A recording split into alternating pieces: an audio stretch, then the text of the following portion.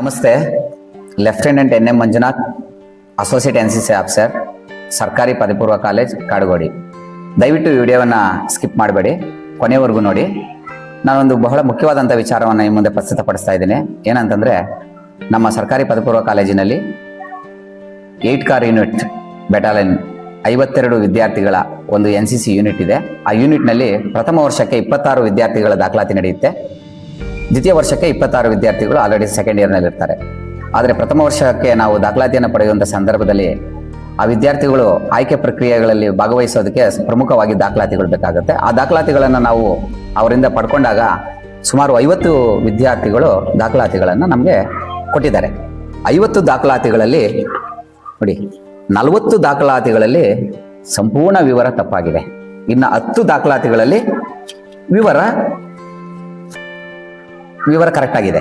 ಯಾಕೆ ಈ ಒಂದು ವ್ಯತ್ಯಾಸಗಳು ಕಂಡು ಬರುತ್ತೆ? 50 ವಿದ್ಯಾರ್ಥಿಗಳಲ್ಲಿ 10 ವಿದ್ಯಾರ್ಥಿಗಳ ವಿವರಗಳು ಮಾತ್ರ ಸಂಪೂರ್ಣವಾಗಿದೆ. ಇನ್ನು 40 ವಿದ್ಯಾರ್ಥಿಗಳ ವಿವರಗಳು ಸರಿಯಾದ ಪ್ರಮಾಣದಲ್ಲಿಲ್ಲ. ಕಾರಣ ಏನು ಅಂತಂದ್ರೆ, ಆ ವಿದ್ಯಾರ್ಥಿಗಳು 1ನೇ ತರಗತಿಯಿಂದ 10ನೇ ತರಗತಿಯ ಒಳಗಡೆ ಪೋಷಕರಾದವರು ಅವರ ವಿವರಗಳನ್ನು ಸಂಪೂರ್ಣವಾಗಿ ಎಲ್ಲೂ ಕೂಡ ವಿವರಗಳು ಸರಿಯಾಗಿದೆಯೇ ಎಂಬ ಸ್ಪಷ್ಟ ಮಾಹಿತಿಯನ್ನು ಪಡ್ಕೊಂಡಿರೋದಿಲ್ಲ.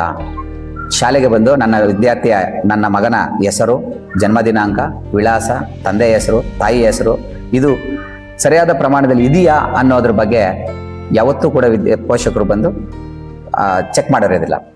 ಅದಕ್ಕೆ ನಾನೊಂದು ಸ್ಪಷ್ಟವಾಗಿ ನಿಮಗೆ ನಿರ್ದೇಶನ ನೀಡ್ತೇನೆ, ವಿನಂತಿಯನ್ನು ಮಾಡ್ತೇನೆ. ಇಲ್ಲಿ ನಮಗಾದಂಥ ತೊಂದರೆ ಯಾವುದೇ ವಿದ್ಯಾರ್ಥಿಗೆ ಆಗಬಾರ್ದು. ನಮ್ಮ ವಿದ್ಯಾರ್ಥಿಗಳು ಇವತ್ತು 40 ವಿದ್ಯಾರ್ಥಿಗಳದು ಆಧಾರ್ ಅಪ್ಡೇಟ್ ಇದೆ. ಯಾಕೆ ಆಧಾರ್ ಅಪ್ಡೇಷನ್ ಇದೆ? SLC ಮಾರ್ಕ್ಸ್ ಕಾರ್ಡ್ನಲ್ಲಿ ಒಂದು ರೀತಿ ಇರುತ್ತೆ, ಅದೇ ರೀತಿಯಾಗಿ ಆಧಾರ್ ಕಾರ್ಡಲ್ಲಿ ಇನ್ನೊಂದು ರೀತಿ ಇರುತ್ತೆ, ಬ್ಯಾಂಕ್ ಪಾಸ್ಬುಕ್ಕಲ್ಲಿ ಇನ್ನೊಂದು ರೀತಿ ಇರುತ್ತೆ.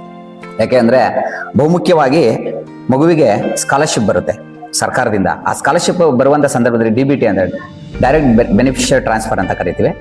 ಅದ್ರ ಮುಖಾಂತರ ಕೇಂದ್ರ ಸರ್ಕಾರ ಅಥವಾ ರಾಜ್ಯ ಸರ್ಕಾರ ಡೈರೆಕ್ಟ್ ಅವರ ಅಕೌಂಟ್ಗೆ ಹಾಕೋದ್ರಿಂದ ಆ ಹಣ ಅವ್ರಿಗೆ ತಲುಪಬೇಕು ಅನ್ನೋ ಉದ್ದೇಶದಿಂದ ವಿದ್ಯಾರ್ಥಿಯ ಹೆಸರು, ತಂದೆಯ ಹೆಸರು, ವಿದ್ಯಾರ್ಥಿಯ ಆಧಾರ್ ಕಾರ್ಡ್ ಮತ್ತು ತಂದೆಯ ಆಧಾರ್ ಕಾರ್ಡ್ ಇವೆಲ್ಲವೂ ಕೂಡ ಮತ್ತು ಬ್ಯಾಂಕ್ ಪಾಸ್ಬುಕ್ ಒಂದೇ ರೀತಿಯಾಗಿ ಇರಬೇಕು ಅನ್ನೋ ಕಾರಣಕ್ಕೆ ಆ ಸ್ಕಾಲರ್ಶಿಪ್ಪಿಂದ ಹಲವಾರು ವಿದ್ಯಾರ್ಥಿಗಳು ವಂಚಿತರಾಗ್ತಾರೆ. ಇನ್ನೊಂದು, ಎರಡನೇದಾಗಿ ನಮ್ಮ NCCಗೆ ದಾಖಲಾಗುವಂಥ ಸಂದರ್ಭದಲ್ಲಿ ಕೇಂದ್ರ ಸರ್ಕಾರ ನಿರ್ದೇಶನದಂತೆ ದಾಖಲಾತಿಗಳು ಪರಿಪೂರ್ಣವಾಗಿದ್ದರೆ ಅಂತಹ ವಿದ್ಯಾರ್ಥಿಗಳಿಗೆ ಮಾತ್ರ ಆನ್ಲೈನ್ನಲ್ಲಿ ಅದು ಅಕ್ಸೆಪ್ಟ್ ಮಾಡುತ್ತೆ. ಇಲ್ಲ ಅಂತಂದರೆ ಯಾವುದೇ ಕಾರಣಕ್ಕೂ ಅಕ್ಸೆಪ್ಟ್ ಮಾಡೋದಿಲ್ಲ. ಆಗ ಆ ವಿದ್ಯಾರ್ಥಿ ಎಷ್ಟೇ ಪ್ರತಿಭಾವಂತನಾಗಿದ್ರೂ ಕೂಡ ಆ ಒಂದು NCCಯಿಂದ ವಂಚಿತನಾಗ್ತಾನೆ. ನಾನು ಬರೀ ಒಂದು NCC ಮಾತ್ರ ಹೇಳ್ತಾ ಇಲ್ಲ, ಇನ್ನಿತರೆ ಯಾವುದೇ ಕೋರ್ಸ್ಗೆ ಹೋಗ್ಬೇಕಾದಂಥ ಸಂದರ್ಭದಲ್ಲಿ, ಯಾವುದೇ ಉದ್ಯೋಗಕ್ಕೆ ಹೋಗ್ಬೇಕಂತ ಸಂದರ್ಭದಲ್ಲಿ, ಅಥವಾ ಇತರೆ ಯಾವುದೇ ಪ್ರಮಾಣ ಪತ್ರಗಳನ್ನು ಸಲ್ಲಿಸುವಂಥ ಸಂದರ್ಭದಲ್ಲಿ ಏನಾದರೂ ಸಣ್ಣ ಪುಟ್ಟ ಏರುಪೇರುಗಳಾದಲ್ಲಿ ಆಗ ಆ ವಿದ್ಯಾರ್ಥಿ ಭಾಳ ನೋವನ್ನು ಅನುಭವಿಸ್ಬೇಕಾಗುತ್ತೆ. ಆ ನೋವುಗಳಿಂದ ಮುಕ್ತಿ ಪಡಿಬೇಕು ಅಂದರೆ ಪೋಷಕರಾದ ನೀವು ವಿದ್ಯಾರ್ಥಿಯನ್ನು ಶಾಲೆಗೆ ಸೇರಿಸುವಂಥ ಸಂದರ್ಭದಲ್ಲಿ ಆಧಾರ್ ಕಾರ್ಡ್ನಲ್ಲಿರುವಂತೆ ಅಥವಾ ನಿಮ್ಮ ದಾಖಲಾತಿಗಳ ಸರಿಯಾದ ಪ್ರಮಾಣದಲ್ಲಿ ಅಥವಾ ಜನ್ಮ ಪ್ರಮಾಣ ಪತ್ರದಂತೆ ಅಥವಾ ಇತರೆ ದಾಖಲಾತಿಗಳ ಪ್ರಮಾಣದಂತೆ ಎಲ್ಲ ದಾಖಲಾತಿಗಳಲ್ಲೂ ಒಂದೇ ರೀತಿ ಇರುವಂತೆ ಪೋಷಕರು ಗಮನ ಹರಿಸಬೇಕು ಅಂತೇಳಿ ನಾನು ಸಂದರ್ಭದಲ್ಲಿ ಕಳಕಳಿಯಿಂದ ಕೇಳ್ಕೊಳ್ತಾ ಇದ್ದೀನಿ. ಧನ್ಯವಾದಗಳು. ಯಾವುದೇ ಕಾರಣಕ್ಕೂ ನೀವು ಇದನ್ನ ಹಲವಾರು ನಿಮ್ಮ ಸ್ನೇಹಿತರಿಗೆ, ಪೋಷಕರಿಗೆ ಅಥವಾ ನಿಮಗೆ ಸಂಬಂಧಪಟ್ಟವರಿಗೆ ಶೇರ್ ಮಾಡಿ ಇದನ್ನ ಎಲ್ಲರೂ ಗಮನಕ್ಕೆ ತನ್ನಿ. ವಿದ್ಯಾರ್ಥಿಗೆ ಭವಿಷ್ಯವನ್ನು ಉಜ್ವಲಗೊಳಿಸಿ ಅಂತ ಹೇಳ್ತೇನೆ. ನಮಸ್ಕಾರ.